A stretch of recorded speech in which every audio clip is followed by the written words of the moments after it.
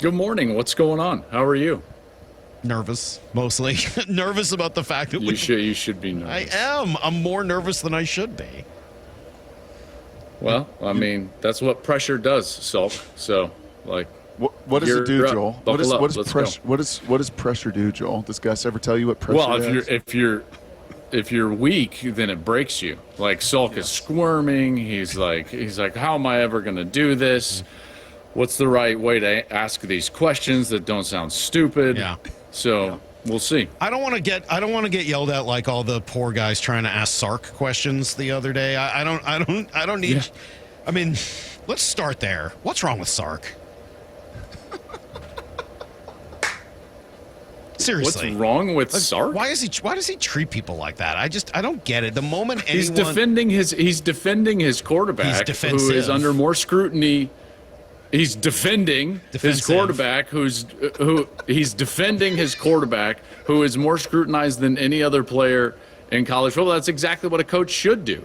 If he didn't defend him and he would have come out and give some lame deal like, I don't know, we'll see, and given coach speak, that would have been a problem, because it would have been a problem in the locker room. Here's the problem with you, Salk, is that all you think about is what you want. Right. You're selfish. So you want a very specific answer, and you want it to be what you want it to be. And Sark is coaching and answering that question for his locker room, not for guys like you sitting there acting like you're an entitled media member. You feel like you deserve some specific type of answer, and you're not going to get it. And guess what? Sark is going to give the answer that's best for his locker room, as he should. I can't stand, what's wrong with Sark? I can't stand Sark from Goodness his days here. gracious. So this was music to my ears. So we decide, Salk, like, let's try this every week, and that's how you open.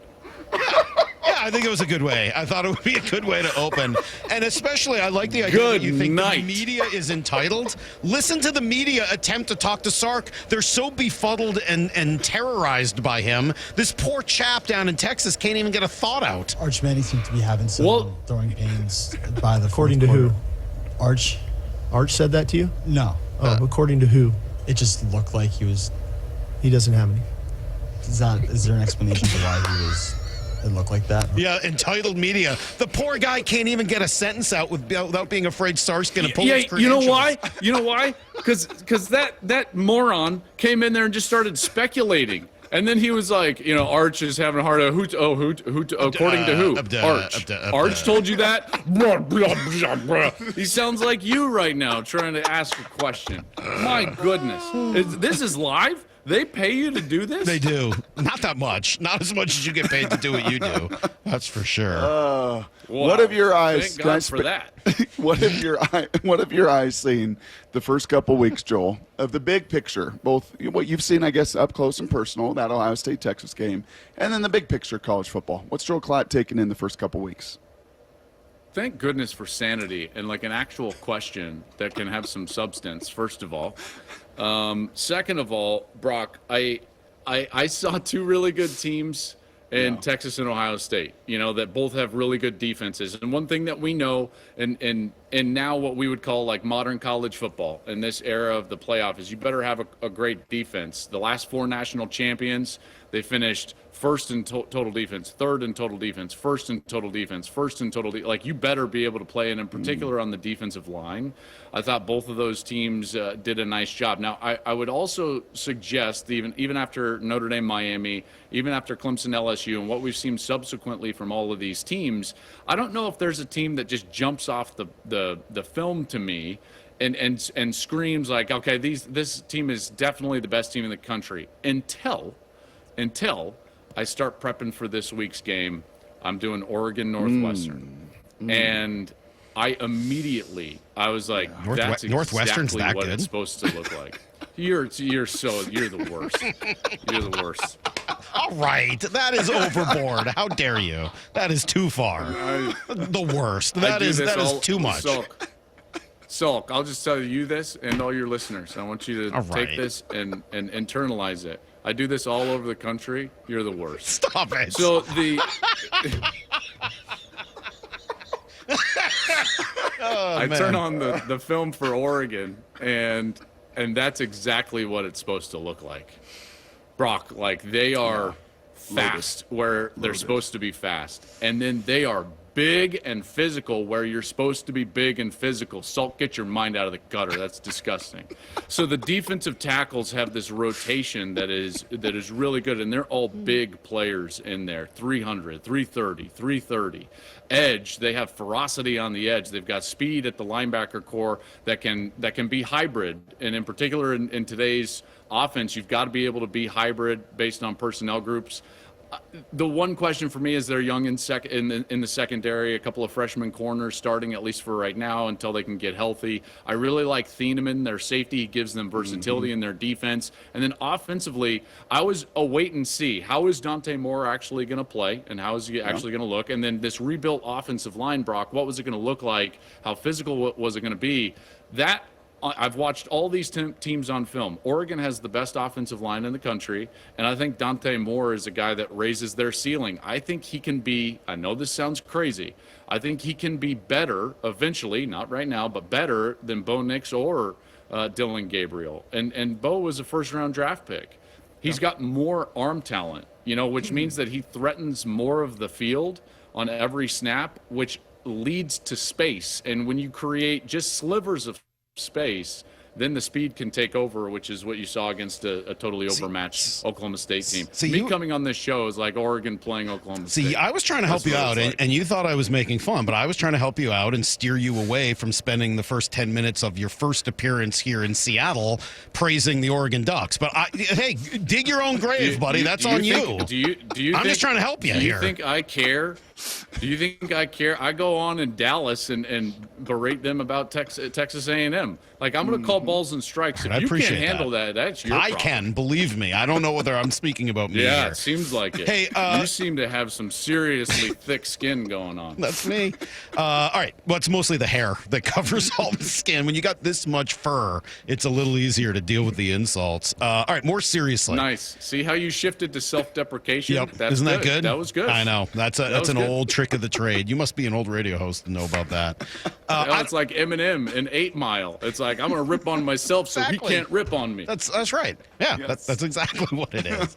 Hey, so more seriously, I don't know whether we're going to be talking quarterbacks at the end of this year in Seattle or not. It remains to be seen what happens with Darnold, and we're a long way off. But if and when we do, who are we and who should we be talking about at the end of this year as potential top 10, top 15 kind of picks at the quarterback position, but more specifically, ones that would fit here, that would fit with Mike McDonald and fit with Clint Kubiak and this sort of, Shanahan-style run-first balance system?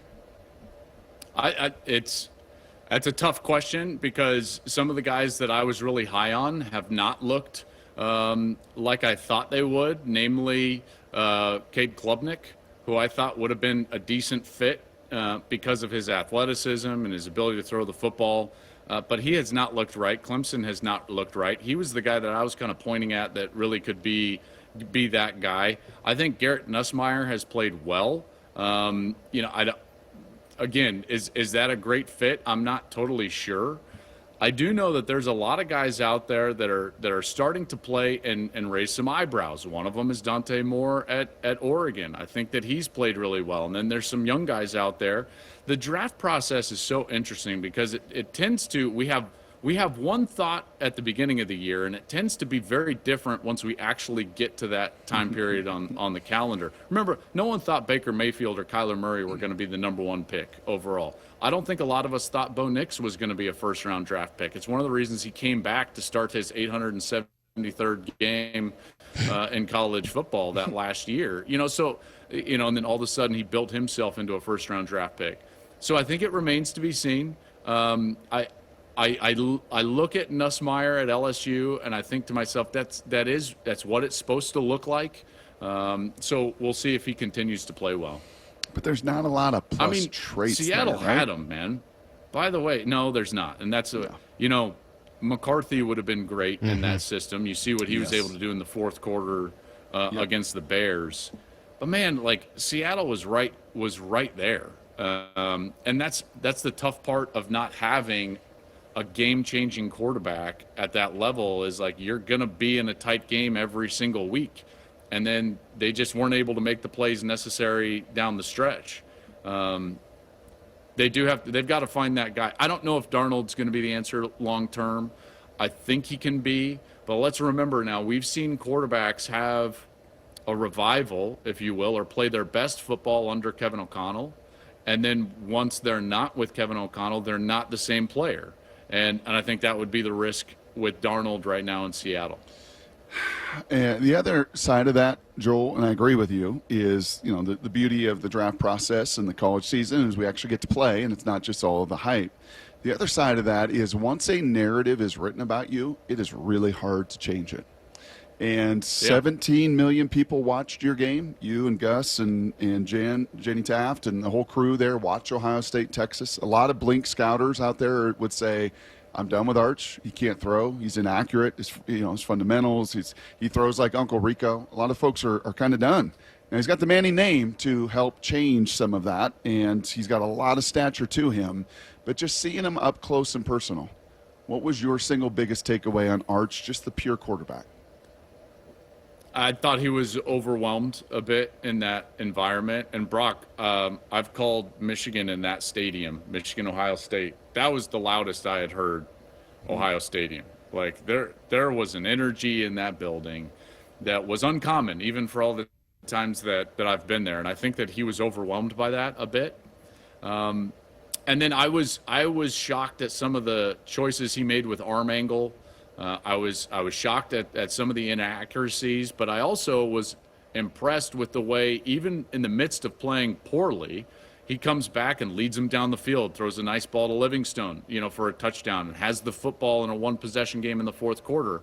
So there are building blocks, and then this is what I would say, and specifically as it relates to the draft process, is Brock, Joe Burrow wasn't Joe Burrow until his last year after he was a much older player. Same with Bo Nix, same with Baker Mayfield, same with Kyler Murray. Penix. There's a lot of these guys. Michael Penix, great example with Michael Penix. There's a lot of these guys that have to go through growing pains. If we would have judged Michael Penix on his first road start when he was playing for Indiana, we would all said well, there's no way he's an NFL quarterback. But he developed into that. This is why I think most of us believe, and even his grandfather Archie believes, that this is not going to be the last year for Arch Manning. And he's not going to just come out with 1 year as a starting quarterback under his belt. Joe Burrow started for 1 year at LSU, and then he came back and he had that unbelievable year and he became Joe Burrow.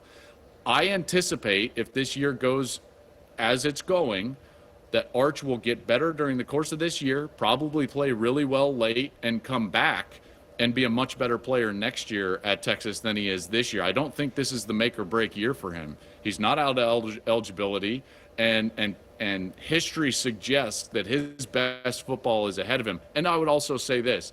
If you look at, Brock, I think you and I have talked about this actually specifically. If you look at the quarterbacks who have won Super Bowls since Brady's first Super Bowl, those quarterbacks, all the way now, we've got 25 years of data that suggests that if you're going to win a Super Bowl in the NFL, you better have a substantial amount of reps in college first. The average of all of those guys is well over 30 starts, 1,000 attempts. And I think that experience gets overlooked when we're just so focused on trying to get the next shiny object. Shiny object is the currency with which guys like Sark deal with. But we look for substance, Brock. And we're looking for guys. It's a little hard though when he's being called generational, right? I mean, it's not if I didn't call him generational. I know that. Maybe you did. No. I didn't call him generational. Yeah, no. Then you got me right because I love the Mannings.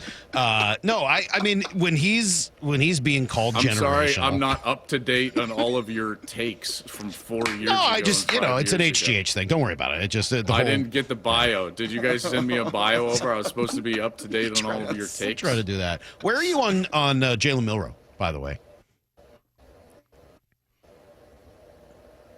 where am I on Jalen Milroe? Yeah, is he someone that can? I mean, they brought him in for one play in this game. A lot of.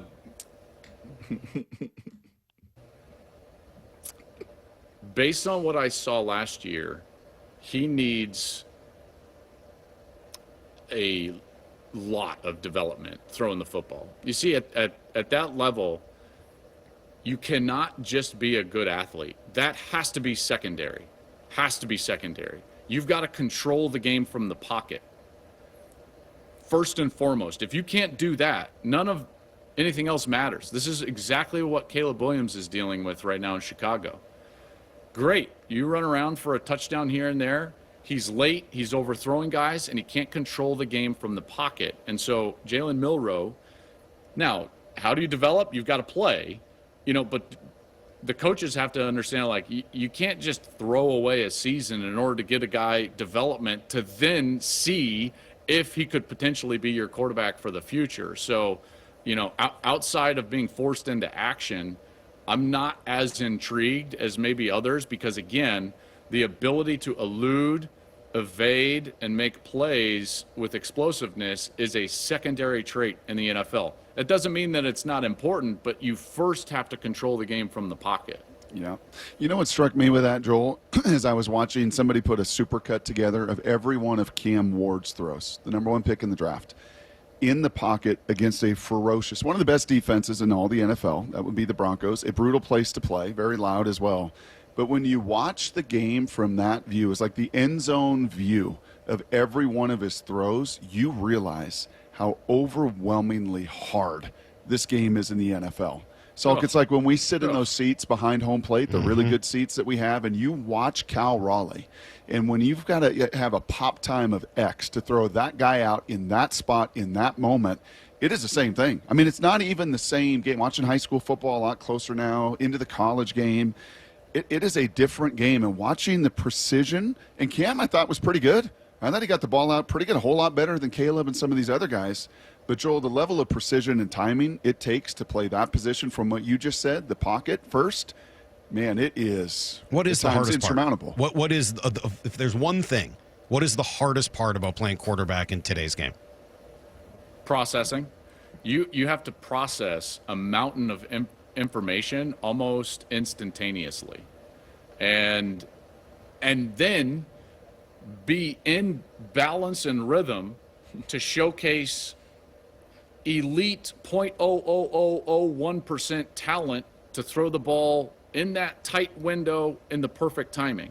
So it's not just the ability to make the throw, it's to process the information in the amount of time to get yourself in a position to make the throw and then make the throw.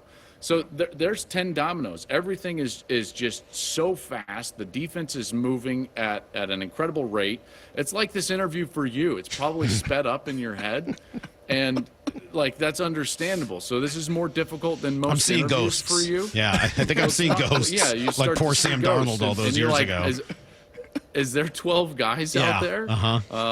That's easily the most difficult part because you've got to come out and you have a picture pre-snap. And then at the snap of the football, that picture is going to change, which changes. It can change your timing, the side of the field you're looking at, the player that you're trying to read. Did I go from a zone movement key to a progression?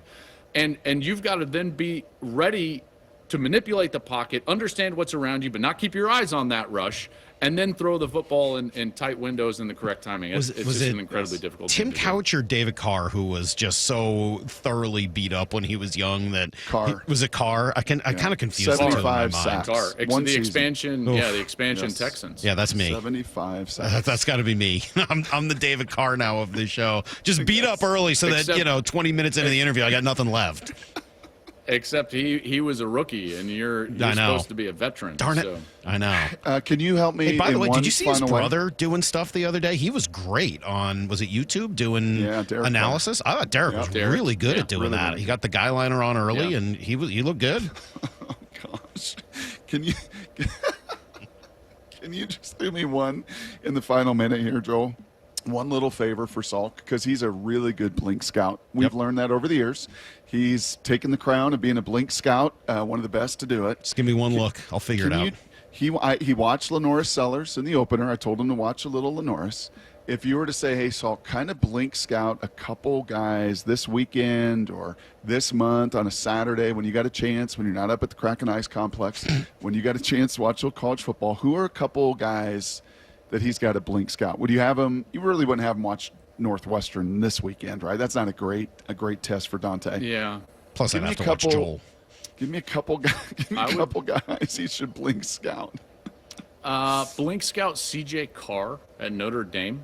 I think I saw some things there that I liked, even in a loss against Miami. Now, he's too young, So right? He's just a second-year guy, so we're not That's all right. I don't mind looking at him now. Correct. Oh, okay, all right. Correct. All right, fine. Okay. That's a great question.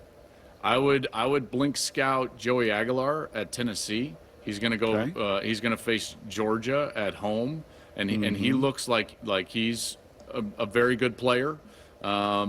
You've done some blink scouting on the kid out of Penn State, right, Yeah. Salk? Yeah, he looked a whole lot better this past week than he did when I saw him in the playoffs last year, not surprisingly. But he looks like he could be pretty good. Well, when he didn't have any wide receivers, Right, when yeah. they got 0 catches from their wide receivers, didn't help. that's his fault. His wide receivers can't get open. You know the last interception against Notre Dame, he's coming back. It's the third right, read on we the gotta progression. I know you didn't watch the film, so I'll give it to you. No So he's kidding. got an in route on the backside, and the third man in the progression right there, you've got to, as a quarterback, you're coming back to him, and his job is to win and create space. His job is to not allow the defender underneath him. He's got to angle that route back and keep moving towards the middle of the field. So his wide receiver bows the route. He starts drifting down the field and not running hard.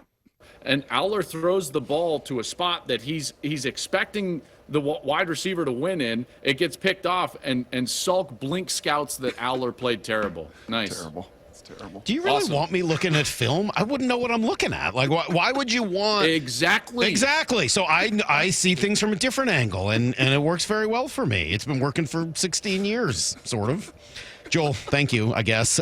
We'll do this again next Wednesday, and we'll be doing it throughout the whole year, the whole football season. We're paying You for didn't even this, ask Brock. me about Washington. I love what I'm seeing from Washington right now. We don't have time. Your answers are so watch out long. for We don't have time to ask you about Washington. This is radio. We only have so much time. Because you keep interrupting. You ask me a question, and then you're suddenly like, well, I didn't Because say you've been that. talking Look for at my 5 chest minutes. hair. Eventually, we got to cut you off and move on. Have fun. See you, Joel. We'll talk to you next week.